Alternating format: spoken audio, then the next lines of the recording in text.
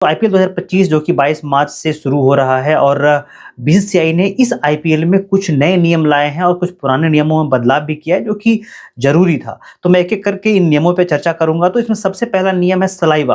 देखिए, बॉल पे सलाइवा को लगाने पे बैन कर दिया गया था। आपको याद होगा कि कोविड के दौरान इन नियमों को लाया गया था कि बॉल पे कोई भी खिलाड़ी सलाइवा नहीं लगा सकता, यानी कि थूक नहीं लगा सकता, लार नहीं लगा सकता। इससे क्या हो रहा था कि बॉल जो है वो साइन नहीं हो रहा था, खासकर फास्ट बॉलरों को बॉलिंग करने में दिक्कतें हो रही थी, स्विंग नहीं कर रहे थे, अगर साइनिंग नहीं हो रहा था तो। तो वहाँ पे केवल बॉडी के पसीने लगाने थे, सलाइवा बैन था, सलाइवा नहीं लगाना था। लेकिन इस आईपीएल में अब सलाइवा को इंट्रोड्यूस कर दिया गया है। अब बॉलर जो है वो सलाइवा लगा करके बॉल को बना सकते हैं, जिससे बॉल स्विंग करे और बॉलर को मदद मिले। आपको याद होगा कि चैंपियन ट्रॉफी के दौरान मोहम्मद शमी ने भी इस पे बातें करी थी कि बॉल पे सलाइवा लगाने की जो नियम है उसको लागू कर दिया जाए। इसके समर्थन में कई और भी देशों के खिलाड़ी आए थे कि नहीं नहीं बिल्कुल ऐसा होना चाहिए। तो इस आईपीएल में सलाइवा को लागू कर दिया गया है कि अब बॉलर जो है वो सलाइवा लगा सकते हैं। वो कोविड के दौरान बना था। कोविड के दौरान इस प्रकार की स्थिति थी कि बॉल पे सलाइवा नहीं लगा सकते, ये अच्छी बात थी। लेकिन कोविड खत्म होने के बाद भी लंबे समय तक वो चालू रहा।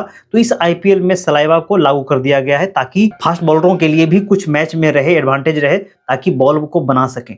तो एक बहुत बढ़िया नियम था जो कि लागू किया गया है इस आईपीएल से।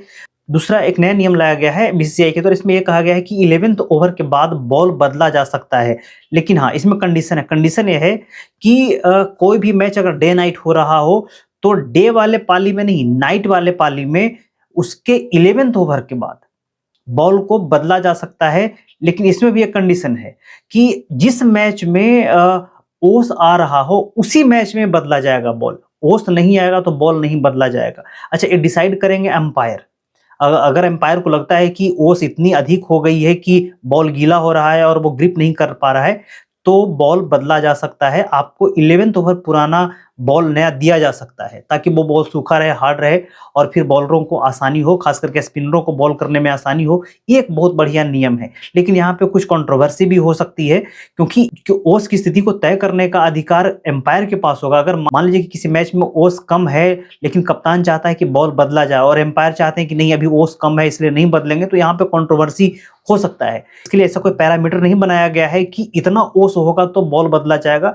अब देखिए कि आने वाले समय में एक किस प्रकार का रूप लेता है। लेकिन हाँ, एक अच्छा नियम है कि 11th ओवर के बाद सेकंड पाली में जहां पे ओस आ रहा है वहां बॉल बदलने के नियम को लागू करना, ये बहुत बढ़िया जो है कदम है आईपीएल में। हो सकता है कि आने वाले समय में इस नियम को इंटरनेशनल क्रिकेट में भी शामिल किया जाए। जैसा कि अभी सलाइवा वाला जो नियम है उसको भी आईपीएल में लागू कर दिया गया, तो हो सकता है कि आने वाले समय में वो भी इंटरनेशनल क्रिकेट में लागू किया जा सकता है। तीसरा जो नियम है वो है कि धीमी ओवर रेट के कारण जो कप्तान पे पेनल्टी लग जाता था, खास करके धीमी ओवर रेट के कारण कप्तान को अगले मैच के लिए बैन कर दिया जाता था।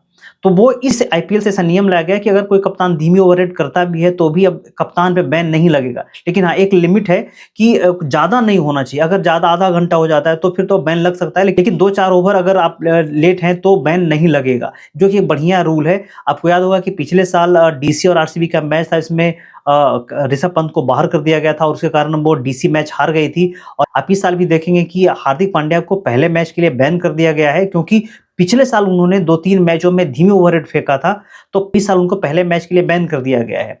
ये जो कुछ नियम थे उसको आईपीएल में इंट्रोड्यूस किया गया है। एक और नियम था इम्पैक्ट प्लेयर का, जो कि चर्चाओं में रहा था। लग रहा था कि इस बार इम्पैक्ट प्लेयर के नियम को हटा दिया जाएगा, लेकिन बीसीसीआई ने इस नियम को अभी कंटिन्यू रखा है।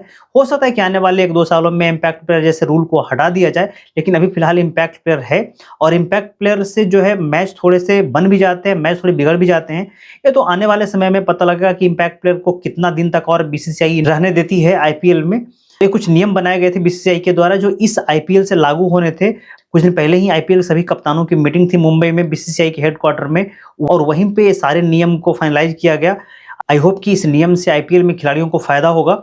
आप इस नियम पे क्या सोचते हैं अपनी राय कमेंट बॉक्स में जरूर लिखिएगा।